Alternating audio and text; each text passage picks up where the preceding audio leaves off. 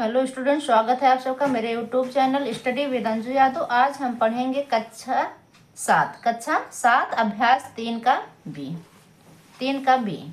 ठीक, अभ्यास 3 ए हमने वीडियो बना करके डाल दिया है। अभ्यास 3 का बी आज हम पढ़ाएंगे।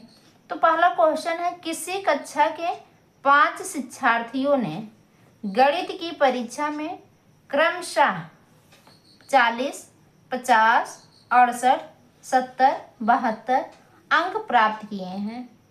शिक्षार्थियों के प्राप्तांकों का समांतर माध्य याद कीजिए। तो क्या करना है, इसमें समांतर माध्य याद करना है।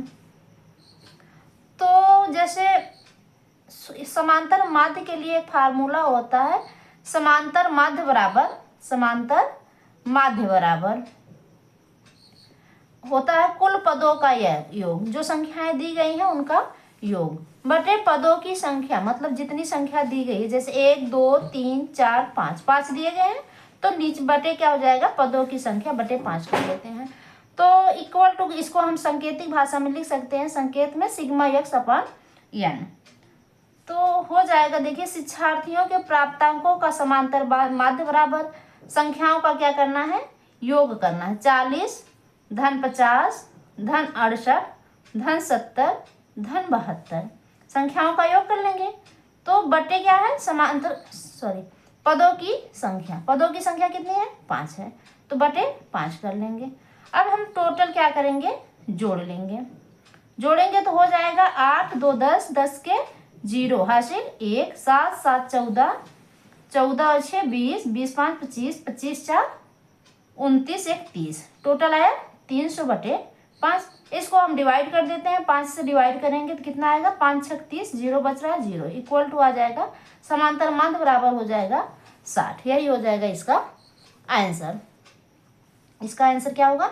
और समांतर माध्य निकालने के लिए आपको फार्मूला आना जरूरी है, ठीक, तभी आप समांतर माध्य ज्ञात कर सकते हैं। जब भी आप देखेंगे तो आप कापी कलम और बुक साथ लेकर के बैठेंगे, तभी आपको सवाल समझ में आएगा, नहीं तो समझ में नहीं आएगा। अब हम चलते हैं दूसरे सवाल की तरफ।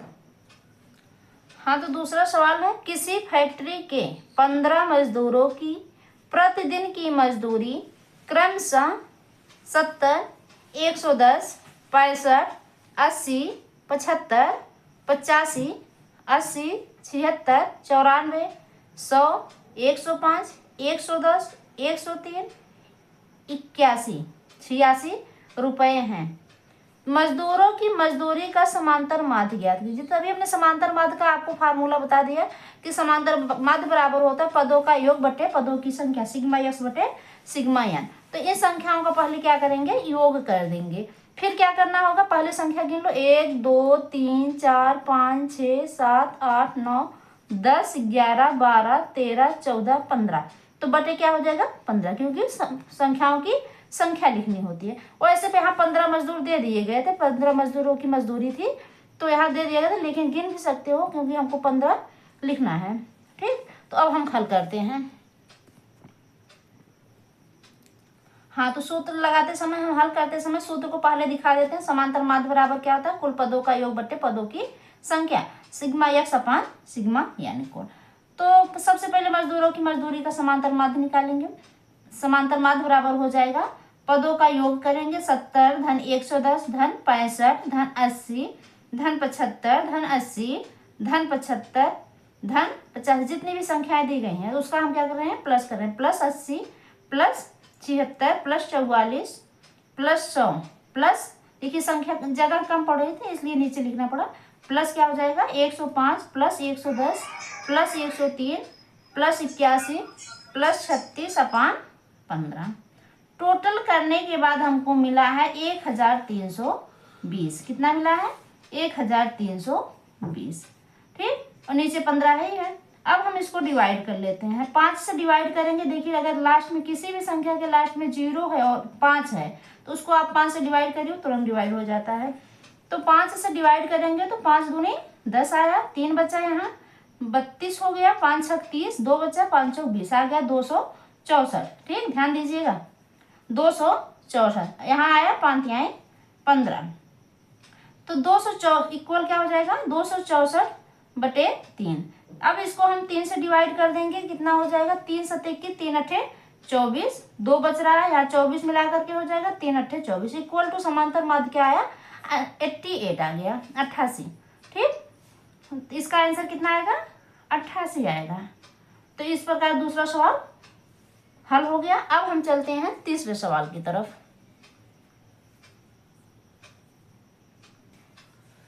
हाँ, तो तीसरा सवाल है, नीचे दी गई सारणी के आंकड़ों का समांतर माध्य ज्ञात कीजिए। समांतर आंकड़ा दिया गया है, एक सारणी बना दी गई, देखो एक में दिखाया गया पद, दूसरे में दिखाया गया बारंबारता। इस सारणी के जो आंकड़े हैं उनको समांतर माध्य ज्ञात। यहाँ पर अभी हमने आपको पिछला जो सवाल बताया था उसमें सिर्फ संख्याएं दी गई थी, तो हमने क्या किया था, सिर्फ उसका सूत्र बता दिया कि समांतर माध्य बराबर होता है कुल पदों का योग बटे पदों की संख्या, वहां पर सूत्र ए लागू हो। लेकिन जब आंकड़े में दिया गया हो, आंकड़ा दिया गया और समांतर माध्य, हाँ, तो जब आंकड़ा दिया गया हो और समांतर माध्य ज्ञात करना हो तब हम क्या करते हैं, पहले आंकड़े बनाते हैं। पद को हम यक्स मान लेते हैं, पद को क्या मान लेते हैं यक्स। और बारंबारता को यफ से दिखाते हैं, बारंबारता को किससे दिखाते हैं यफ से दिखाते हैं। और उसके बाद हम ज्ञात करते हैं यक्स गुणे यफ, मतलब पद गुणे बारंबारता, पद गुणे बारंबारता। तो पद में जो संख्याएं दी गई हैं, देखिए 4 दिया गया है, 6 दिया गया है, 8 दिया गया है, 10 12 14, सेम इसको ऐसे ही बना लेंगे। ठीक, 4 6 8 10 12 14। ठीक, बारंबारता को भी हम पहले ले लेंगे, 3 4 2 2 6 8। ओके, अब हम इसका क्या करेंगे, इन दोनों का आपस में गुणा करके यक्स गुणे यफ निकाल लेंगे। 4 का गुणा 3 में करेंगे तो 4 तिहाई 12। दूसरा है पद 6 गुणे 4 6 चौक 24 हो जाएगा, यक्स गुणे यफ करना है हमको। तीसरा है 8 है, पद क्या है 8 है, बारंबारता 2 है, 8 दूनी 16। उसके बाद 10, इधर देखिए बारंबारता 2 है, 10 दूनी 20, 12 और 6 है, 12 6 72, और 14 अट्ठे 112। तो यक्स गुणे यफ हमको ज्ञात हो गया। अब हमको क्या करना है, योग करना है। क्या करना है, इन संख्याओं का आपस में बारंबारता का और यक्स गुणे यफ का आपस में जो हम लोग गुणनफल निकाले हैं उनका आपस में क्या कर देंगे, योग कर देंगे। तो पहले बारंबारता के योग का उसको दिखाते हैं सिग्मा। सिग्मा का मतलब ही होता है कि योग करना है। सिग्मा यफ बराबर कितना आ रहा है 4 3 7 7 2 9 9 2 11 11 6 17 17 3 20 5 25 आ रहा है। कितना आ रहा है 25 आ रहा है। अब इसका हम करेंगे योग, 4 2 6 6 6 12 12 2 14 14 2 16 6 हासिल 1 1 2 1 3 3 1 4 1 हासिल है 5, इसी वक्त जोड़ लेते हैं 5 5 2 7 7 7 14 15 15 के 5 हासिल 1। यहाँ देखिए तीसरी संख्या मतलब सैकड़े के स्थान में सिर्फ 1 दिया गया है, 1 1 2 आ गया, कितना 256। तो सबसे पहले इतना हमको करना था, यक्स गुणे यफ निकालना था, उसके बाद योग करना था, बारंबारता का भी योग निकालना था और यक्स यफ का भी योग करना था। इतना हमको ज्ञात हो गया। तब हम समांतर माध्य, अभी देखिए प्रश्न में आके कह रहा है समांतर माध्य ज्ञात कीजिए। समांतर माध्य पे ध्यान देंगे तो समांतर माध्य बराबर इसका सूत्र होता है सिग्मा यफ यक्स बटे सिग्मा यफ। यफ यक्स क्या है, चाहे यक्स यफ बोलो चाहे यफ यक्स बोलो, ठीक, कोई दिक्कत नहीं होता है। गुणा का नियम आप जानते हो कि गुणे में क्रम बदलने से उसके गुणनफल में कोई परिवर्तन नहीं होता है। ठीक, तो चाहे एफ एक्स बोल दो चाहे एक्स एफ बोल दो, कोई दिक्कत नहीं, एफ एक्स ही बोलते हैं। सिग्मा एफ एक्स हो गया, सिग्मा एफ एक्स मतलब यक्स गुणे एफ का जो योग निकला है उसको लिखेंगे, बटे क्या निकलेंगे, लिखेंगे बारंबारता, बारंबारता का जो योग है 25 है, तो इक्वल टू हो जाएगा 256/25, क्योंकि एफ एक्स कितना आया है 256 आया है बटे 25 आया है। ओके, अब इसको हम हल कर देंगे। देखिए आपको हल करने का बहुत ही आसान तरीका, अगर लास्ट में संख्या देखिए 6 है और यहाँ 5 है, हमें लगता है किसी भी संख्या से कटने वाली नहीं है, यहाँ विषम है यहाँ सम है, ठीक, तो हम 25 से इसमें भाग दे देंगे, तो 25 से करना 25 करके दिखा देते हैं, ठीक, हाँ 25 से करना 25 कट गया, ठीक, 6 जीरो बढ़ाकर दशमलव बढ़ा लेंगे, यहाँ हो जाएगा जीरो बढ़ा लेंगे, 5 25 गुना 50, जीरो 6 में से 5 गए 1, जीरो बढ़ा लेंगे 10 में भाग नहीं जाएगा, 25 चौका 100 आया कितना 10.24, 10.24। दशमलव के बाद की संख्या हम 24 नहीं पढ़ सकते, 2-4 पढ़ना होता, ठीक, इतना ध्यान रखना। हाँ तो 10.24 यही आएगा समांतर माध्य। तो तीसरा सवाल हमारा हल हो गया। अब हम चलते हैं चौथे सवाल की तरफ। हाँ तो चौथा सवाल है, देखिए पहले आंकड़ा बना दिया गया है, इसकी सारणी जो है बना दी गई है, आंकड़े निकाल लिए गए हैं। शिक्षार्थियों की ऊंचाई किस में मापी गई है, सेंटीमीटर में। किस में मापी गई है, सेंटीमीटर में। और बारंबारता दी गई है, बारंबारता भी दी गई है, शिक्षार्थियों की ऊंचाई भी दी गई है। तो शिक्षार्थियों की जो ऊंचाई है वो हो जाएंगे पद, और बारंबारता जो होता है बारंबारता ही है। तो पद बराबर क्या दिया गया, 140, 147, 148, 149। प्रश्न को ध्यान से देखिएगा, बुक खोल करके बैठेंगे तभी समझ में आएगा, ठीक।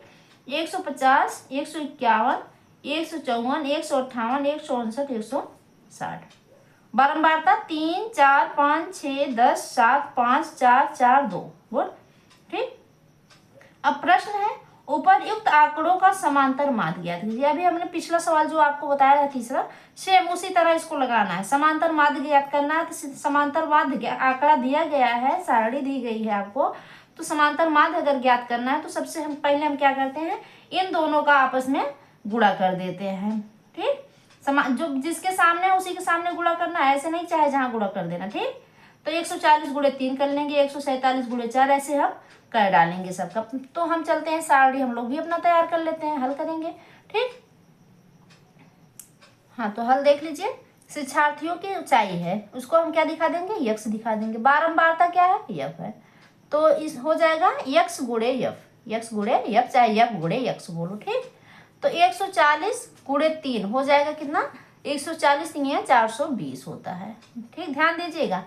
और 147 गुणे 4 जब हम गुणा करेंगे, 4 7 28, 4 चौक 16, 16 2 कितना होगा 18, 18 के 8 हासिल 1, 4 1 9 4 5 आ जाएगा, ठीक। ऐसे गुणा कर लेंगे, ठीक, सबका गुणा बारी बारी से कर लेंगे। 148 गुणे 5 करेंगे तो 740 आएगा, 149 गुणे 6 करेंगे तो 844। इसको गुणा करके आप लोग स्वयं देख लेंगे, ठीक। 150 गुणे 10 इक्वल टू 1500 आएगा। 151 गुणे 7 हो जाएगा 1057। 154 गुणे 5 770 आएगा, ठीक। गुणा करके आप लोग देख लीजिएगा। 158 गुणे 4 हो जाएगा 632।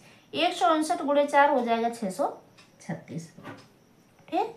तो अब हमको क्या करना है, योग करना है। क्या करना है, योग करना है। तो सिग्मा एफ बारंबारता का योग करेंगे और सिग्मा एफ यक्स का योग करेंगे। योग करते समय देख लीजिए, योग जो है बारंबारता का पहले कर लेते हैं। 4 3 7, 3 4 7, 7 5 12, 12 6 18, 18 10 28, 28 और 7 35, 35 5 40, 4 44, 44 4 48, 48 2 50, 50 आया है, ठीक। इसी प्रकार इसका भी योग करेंगे, मिलेगा 7557। कितना मिलेगा, 7500। योग करके आप लोग देख लेंगे, ठीक।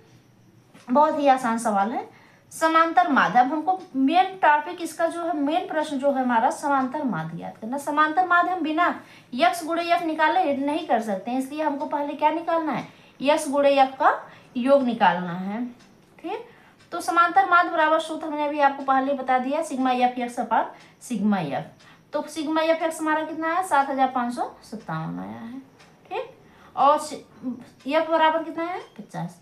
इसको हम सरल करेंगे, आएगा भाग दे देंगे, अंश वाले में हर से भाग दे देंगे तो आ जाएगा 151.14, यही हो जाएगा आंसर। तो इस प्रकार हमारा जो है 3 का भी समाप्त हुआ। अगर हमारी वीडियो आपको अच्छी लगी हो, लाइक करिए, शेयर करिए, सब्सक्राइब करना तो बिल्कुल मत भूलिए। धन्यवाद।